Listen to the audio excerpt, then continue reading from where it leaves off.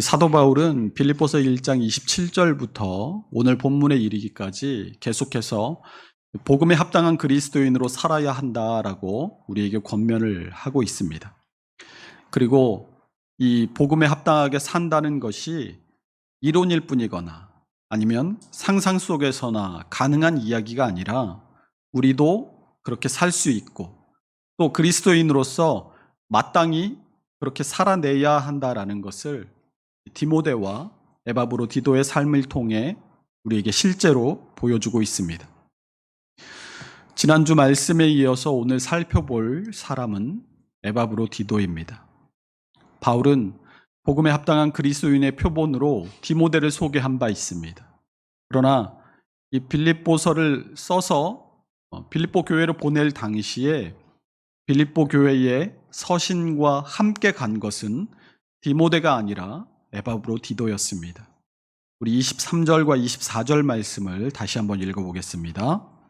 그러므로 내가 내일이 어떻게 될지를 보아서 보내기를 바라고 나도 속히 가게 될 것을 주 안에서 확신하노라. 아멘. 23절이 내일이 어떻게 될지를 보아서 곧 이 사람을 보내기를 바라고 라고 합니다. 여기서 말하는 내일이란 로마의 법정에서 재판을 받고 그 재판의 결과로 사도 바울의 상황이 어찌 될지를 보아야 한다라는 말입니다. 재판의 결과로 바로 석방되어서 자유의 몸이 될 수도 있고 또 감옥에 더 갇혀 있어야 할 수도 있습니다.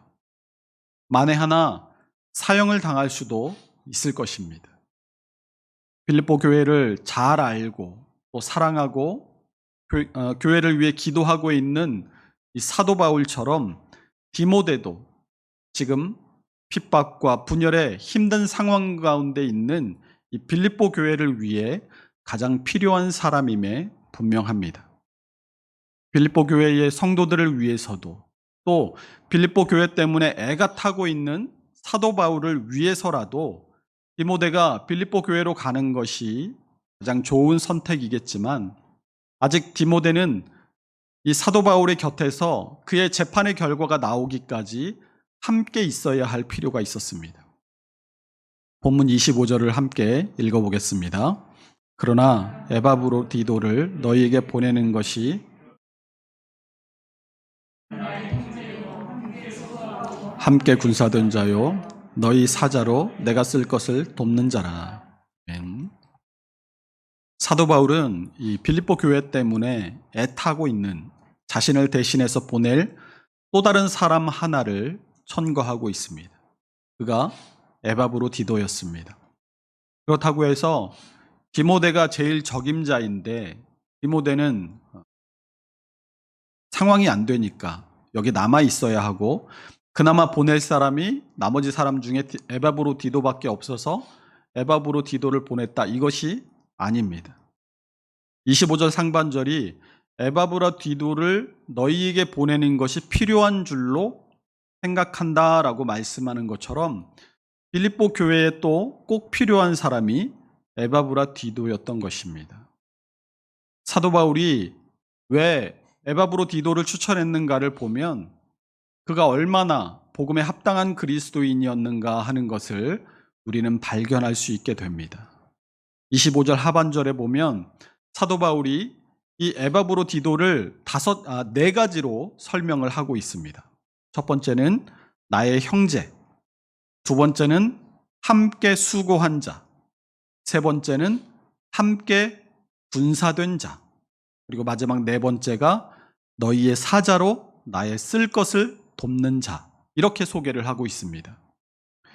오늘은 이 네 가지의 추천 이유를 통해서 복음에 합당한 그리스도인은 어떤 삶을 살아야 하는가를 함께 살펴보며 은혜를 나눌 수 있기를 원합니다.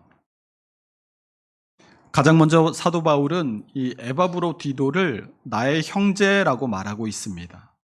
이 형제라는 단어를 헬라어에서는 아델포스라고 말하는데 이 아델포스의 어원이 자궁이라는 말에서 나왔습니다.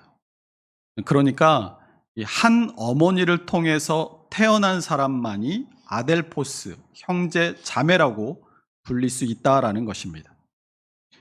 그러나 사실 에바브로디도는 사도 바울과 혈연적으로 아무런 관계도 없는 사람입니다. 사도 바울은 정통 유대인입니다. 이 유대인들은 혈통의식이 매우 강합니다. 그래서 유대인과 유대인 사이에서는 그 유대인이라는 이유만으로 한 혈통, 한 가족으로 서로를 인정해 줍니다. 그런데 이 에바브로디도는 빌립보 교회 출신입니다. 그가 빌립보 교회 출신이라는 것은 에바브로디도가 이방인이라는 말입니다. 더구나 그의 이름인 에바브로디도라는 그 이름의 뜻은 아프로디테 여신의 사랑을 받는 자, 혹은 아프로디테 여신만큼의 매력이 있는 사람, 이런 뜻을 가지고 있습니다. 이처럼 에바브로디도는 이 이방 지역이었던 소아시아의 빌립보시에서 사도 바울로부터 복음을 접하고 그리스도인이 된 사람입니다. 당시 유대인들은 이방인을 사람으로 취급하지 않고 구원받을 수 없는 지옥의 땔감 정도로밖에 여기지 않았습니다. 그래서 유대인들은 이방인들과는 식사를 함께 해서는 안 된다라는 금지 규정이 있을 정도였습니다. 그에 더해서 이 에바브로디도는 사도 바울이 로마의 감옥에 갇히자 이 빌립보 교회로부터 수집된 헌금과 함께 이 사도 바울의 옥바라지를 돕도록 파송된 사람이었습니다. 심하게 말하면 심부름꾼이고 또 몸종 정도로밖에 여겨지지 않는 사람입니다. 그런 에바브로디도를 사도 바울이 지금 뭐라고 부릅니까? 나의 형제라고 부르고 있습니다. 어떻게 이방인이고 또 심부름꾼이나 몸종 정도로밖에 여겨지지 않는 사람을 사도 바울은 나의 형제라고 부를 수 있을까요? 사도행전 10장에는 이방인이었던 이 백부장 고넬료와 그의 가정이 구원을 받는 사건이 나옵니다. 베드로가 보자기 환상을 보고 고넬료의 집으로 초청을 받아서 그 가정의 말씀을 전하자 성령께서 임하시고 그 성령께서 임하시는 현장을 베드로가 목격하고 예수 그리스도의 이름으로 고넬료와 그 가정에 세례를 베푼 사건입니다. 그런데 갈라디아서 2장에 보면 사도 바울이 베드로를 심하게 꾸짖은 사건이 등장합니다. 갈라디아서 2장 11절에서 14절의 말씀을 함께 읽어보겠습니다. 게바가 안디옥에 이르렀을 때에 책망받을 일이 있기로 내가 그를 대면하여 책망하였노라. 야곱에서 온 어떤 이들이 이르기 전에 게바가 이방인과 함께 먹다가 그들이 오매 그가 할례자들을 두려워하여 떠나 물러가매 남은 유대인들도 그와 같이 외식함으로 바나바도 그들의 외식에 유혹되었느니라. 그러므로 나는 그들이 복음의 진리를 따라 바르게 행하지 아니함을 보고 모든 자 앞에서 게바에게 이르되 내가 유대인으로서 이방인을 따르고 유대인답게 살지 아니하면서 어찌하여 억지로 이방인을 유대인답게 살려 하느냐 하였노라. 아멘. 베드로가 안디옥 교회에 방문할 일이 있어서 안디옥 교회에 왔다가 그곳에 이방인 그리스도인들과 함께 식사를 하게 되었습니다. 그런데 예루살렘에서 유대인들이 왔다라는 소식을 듣고 그 소리를 듣자마자 베드로가 식사를 하다 말고 슬그머니 일어나서 나가버렸습니다. 유대인은 이방인과 함께 식사하는 것이 금지되어 있었기 때문에 그 예루살렘에서 온 다른 유대인들이 볼까 봐서 그렇게 행한 것이었습니다. 고넬료와 그의 가정에 복음을 전했던 베드로조차도 외식하는 그 모양을 보고 사도 바울이 그를 심하게 책망했던 것입니다. 계속해서 갈라디아서 2장 15절에서 16절 말씀을 함께 읽어보겠습니다. 우리는 본래 유대인이요 이방 죄인이 아니로되 사람이 의롭게 되는 것은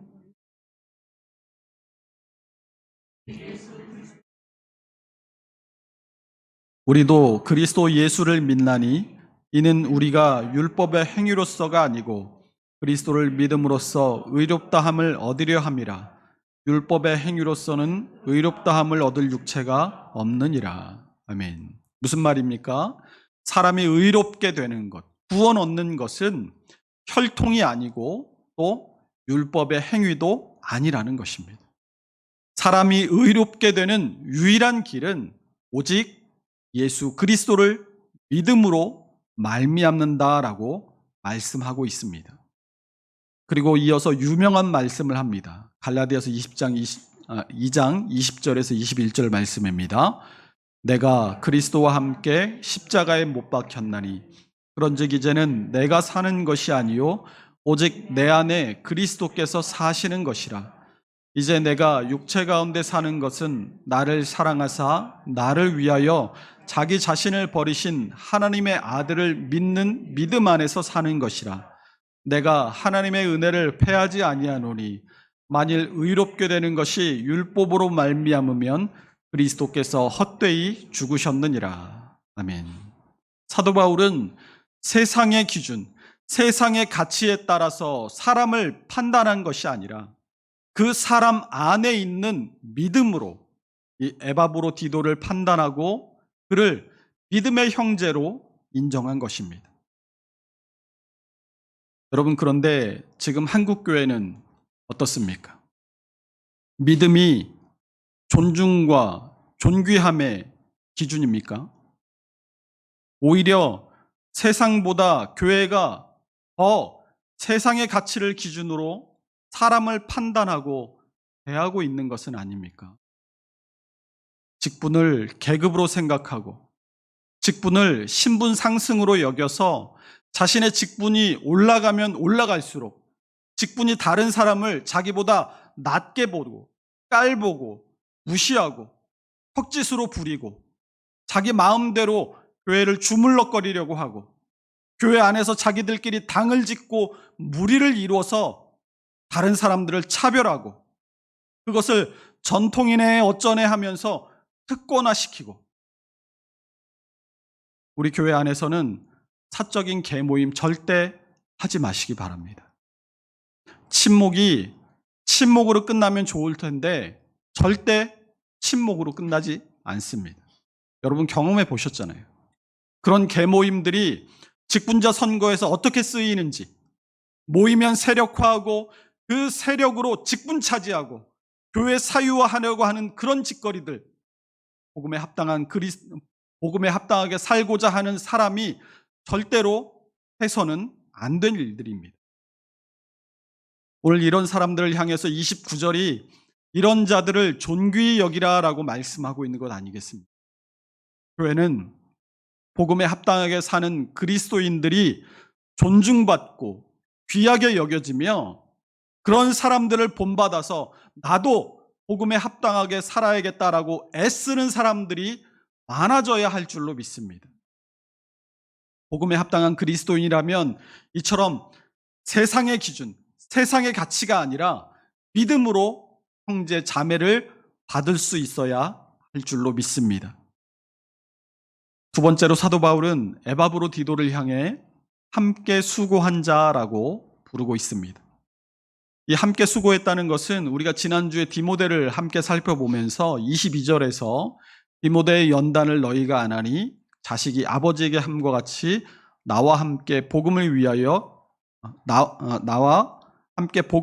수고하였느니라 라고 할 때에 그 수고를 말합니다. 그냥 이 우리말 성경에 수고했다라고 쓰여져 있어서 노력했다, 수고했다 정도의 이런 가벼운 의미가 아니라 이 수고로 번역된 둘로라는 이 말이 종에서 파생했다고 말씀드린 것처럼 종노릇했다, 노예처럼 섬겼다, 이런 뜻을 가지는 것입니다. 이것은 오늘 이 에바브로디도도 디모데 못지않게 사도 바울의 사역과 또 예수 그리스도의 복음을 위해 죽도록 노력했다는 것을 말해주는 것입니다. 이 말처럼 에바브로디도는 사도 바울의 사역과 주 예수 그리스도의 복음을 위해 둘로하다가 병에 걸리고 말았습니다. 본문 27절입니다. 그가 병들어 죽게 되었으나 하나님이 그를 긍휼히 여기셨고 그뿐 아니라 또 나를 긍휼히 여기사 내 근심 위에 근심을 면하게 하셨느니라. 아멘. 이 사도 바울은 디모데와 에바브로디도의 지극한 섬김으로 이 로마의 감옥에서의 생활과 재판 준비를 은근히 해낼 수 있었습니다. 만약 이 죽을 병에 걸린 에바브로디도가 진짜로 그냥 덜컥 죽어버리게 된다면 이런 어려움 가운데 있는 사도 바울은 더 큰 어려움에 처하게 되었을 것입니다. 그러나 하나님께서 에바브로디도를 극적으로 낫게 하여 주심으로 사도 바울은 자신의 사역과 또 재판 준비에만 몰두할 수 있게 되었던 것입니다. 이 에바브로디도의 섬김이 어떠했는지를 본문 30절을 보면 알 수 있습니다. 그가 그리스도의 일을 위하여 죽기에 이르러도 자기 목숨을 돌보지 아니한 것은 나를 섬기는 너희의 일에 부족함을 채우려 함이라. 이 에바브로디도가 바울을 섬기며 복음을 위해서 얼마나 노력을 했는지 그리스도의 일을 위해서 죽기에 이르러도 자기 목숨을 돌보지 아니할 정도였다라고 말합니다. 이 30절에 보면 자기 목숨을 돌보지 아니한 것은 나를 섬기는 너희의 일에 부족함을 채우려 함이니라 라는 이 말이 나오는데, 이 말은 이 빌립보 교회가 가까이에서 사도 바울을 섬겨주지 못하는 부분을 채우기 위해서 빌립보 교회에서 파송된 에바브로디도가 정말 최선을 다해서 사도 바울을 섬겼음을 말해주는 것입니다. 그 가운데서도 특별히 30절 하반절에 자기 목숨을 돌아보지 아니하고 라는 그런 말이 있는데, 이 말은 아주 특별한 표현입니다.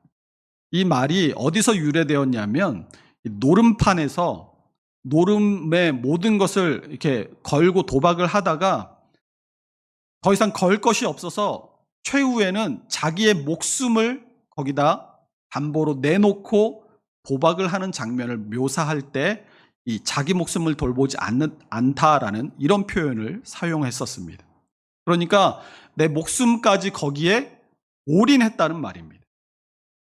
에바브로디도는 이렇게 좌우를 다 돌아보고 계산하면서 충성한 것이 아니라 오직 주님을 바라보고 그 주님의 복음을 위해서 죽도록 섬김의 삶을 살았던 것입니다.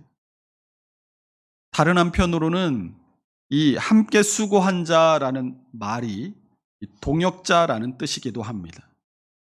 사실 이 동역자라는 말처럼 어려운 말이 없는 것 같습니다. 제가 부교육자 시절을 19년을 하면서 담임 목사님들을 많이 만났습니다. 그 가운데서 대놓고 부교육자는 담임 목사의 종이야 이렇게 말하는 분도 있었고, 말은 안 하지만 그냥 종처럼 부리는 분도 있었고, 또 말은 사람들 앞에선 이 사람들은 동역자예요 라고 동역자라고 말은 하지만 돌아서면 종처럼 부리는 분들도 많았습니다. 앞서 이 교회 안에서의 직분을 계급으로 생각하는 성도들이 많다고 말씀드렸지만, 사실 교역자들도 직분을 계급으로 생각하는 분들이 정말 많습니다.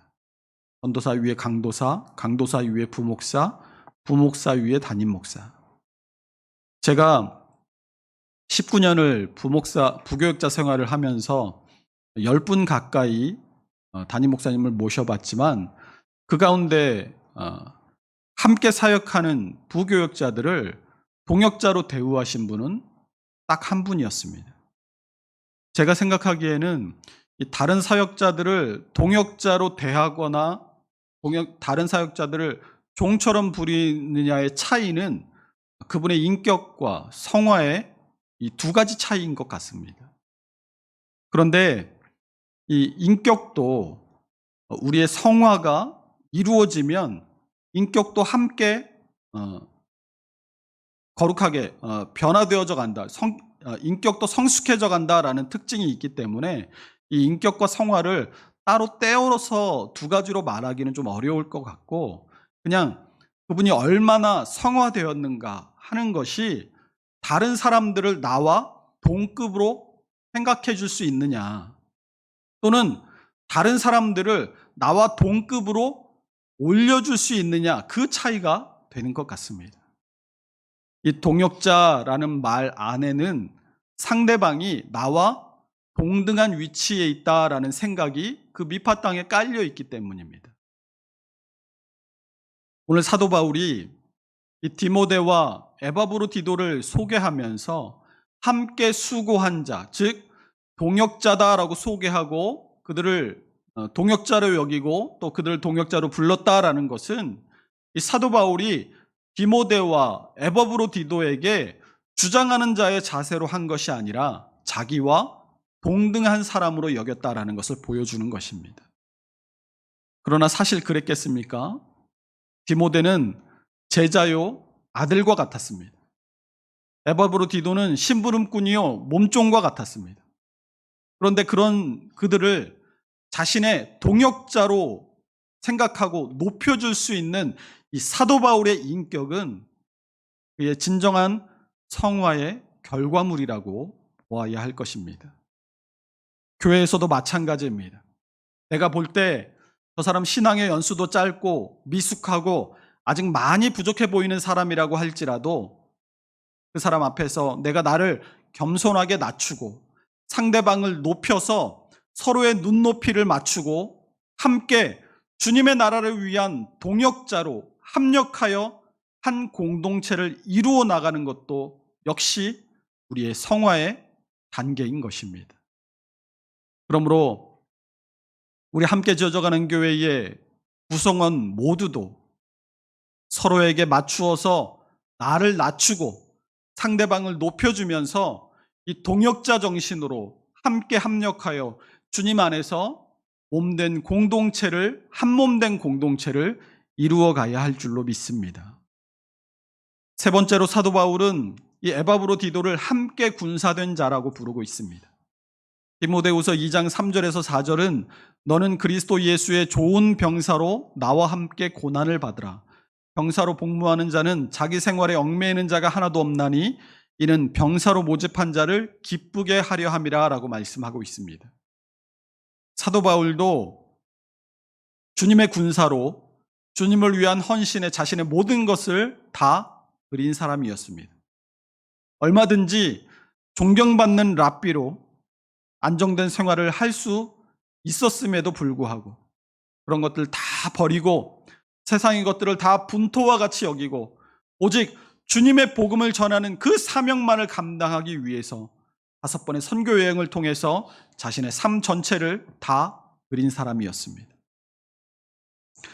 에바브로디도를 향해서도 함께 군사된 자라고 했다는 것은 이 에바브로디도 역시 그에게 맡겨진 사명을 위해서 자신의 목숨까지도 아끼지 않고 다 드림받은 삶을 살았음을 사도 바울이 증명해 주는 것입니다. 이 빌립보에서 로마까지는 1800km가 떨어져 있습니다. 이 당시의 교통편으로 보았을 때도 로마의 그 길이 잘 닦여져 있음에도 40일이 넘게 걸리는 그런 거리였습니다. 빌립보 교회의 성도들이 사도 바울이 로마의 감옥에 갇혔다라는 소식을 듣고 헌금을 모금했습니다. 그런데 이 헌금을 들고 로마로 갈 사람도 또 가서 감옥에 갇혀 있는 사도 바울의 옥바라지를 할 사람도 선뜻 나서지 않았습니다. 그러나 우리가 생각할 때 가장 손쉬운 헌신이라고 하면 무엇이 여러분 혹시 떠오르십니까? 제가 손쉬운 헌신이라고 해서 이 헌신에 뭐 어려운 것이 있고 쉬운 것이 있고 따로 있다라는 말이 아닙니다. 주님을 위한 헌신에 귀하지 않은 것이 어디 있겠습니까? 하지만 이 상대적으로 쉽게 할 수 있는 헌신이 무엇일까 하는 것을 생각해 본다면 우리가 생각하기에 교회 청소나 주보를 접는 것이나 안내를 서는 것이나 이런 것들을 생각하기가 쉽지만 사실은 헌금이 가장 손쉬운 헌신입니다. 헌신은 한자어대로 하면 몸을 드리는 것 아닙니까?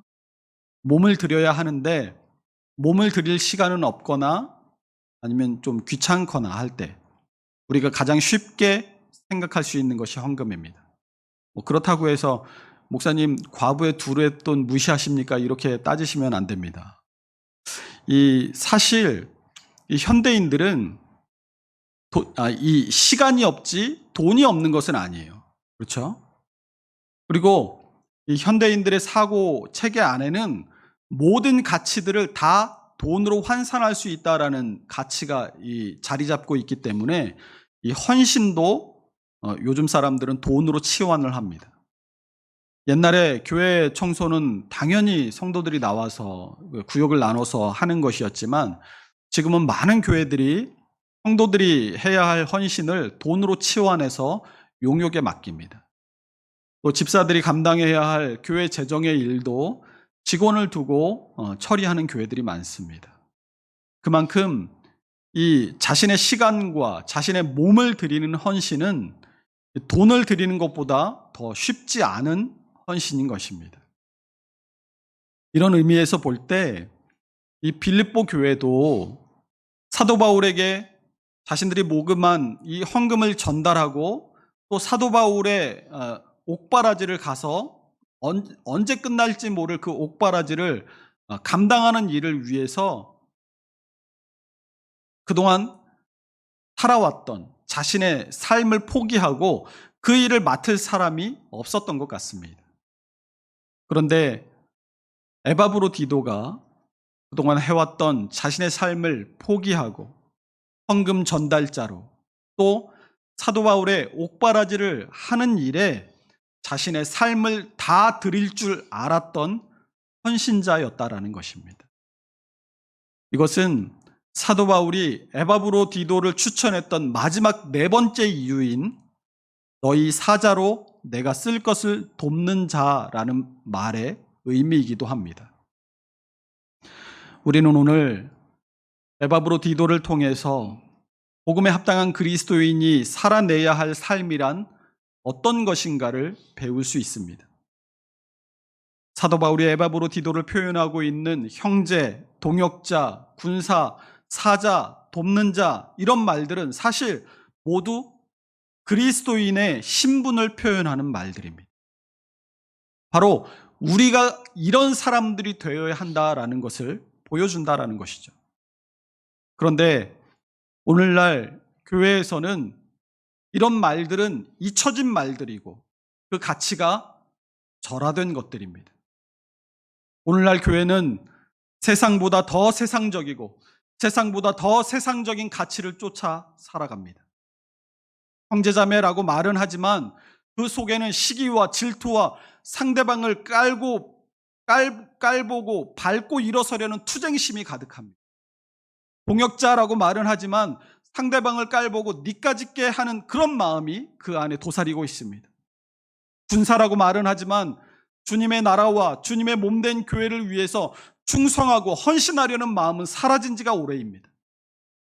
사자라고 말은 하지만 나 말고 쟤를 보내주세요 하는 것이 우리의 속마음입니다. 돕는 자라고는 하지만 도움을 받는 것도 도움을 주는 것도 부담스러워하는 것이 오늘 한국교회의 현실입니다. 우리는 오늘 성경이 말씀하고 있는 이런 가치를 회복해야 할 줄로 믿습니다. 이와 같은 자들을 존귀히 여기라라는 말씀과 같이 디모데와 에바브로디도 그리고 그런 디모데와 에바브로디도를 자신의 동역자로 높이며 추천하고 있는 사도 바울처럼 그들의 삶을 통해 복음에 합당한 그리스도인이란 무엇인가를 배우고 복음에 합당한 그리스도인으로서 살았던 그들과 같이 우리 역시 복음에 합당한 그리스도인으로서 오늘을 살아내며 우리가 잃었던 하나님 나라의 가치를 회복해야 할 줄로 믿습니다. 그 하나님 나라의 가치가 주님의 몸된 우리 함께 지어져 가는 교회 안에 회복되어질 때 우리 교회는 하나님의 마음을 기쁘시게 해드리는 교회, 또 하나님의 마음을 시원케 해드리는 교회가 될 수 있을 것입니다. 우리 앞에 주어진 복음에 합당하게 살아야 한다라는 그 책임이 때로는 무겁고 때로는 힘들 때도 있겠지만 넘어질 것이 두려워서 발조차 떼지 못하는 것이 아니라 우리가 그렇게 살려고 애쓰고 노력하다가 넘어진다 할지라도 우리 주님께서 우리를 다시 힘주시고 일으켜 세우셔서 주님을 위한 삶을 기쁘게 살아갈 수 있도록 도와주시리라라는 그런 믿음과 확신을 가지고 오늘도 우리 앞에 놓여진 삶을 사도 바울 그리고 디모데와 에바브로디도와 같이 살아낼 수 있는 복음에 합당한 함께 지어져가는 교회의 모든 성도들이 다 될 수 있으시기를 주님의 이름으로 축원합니다.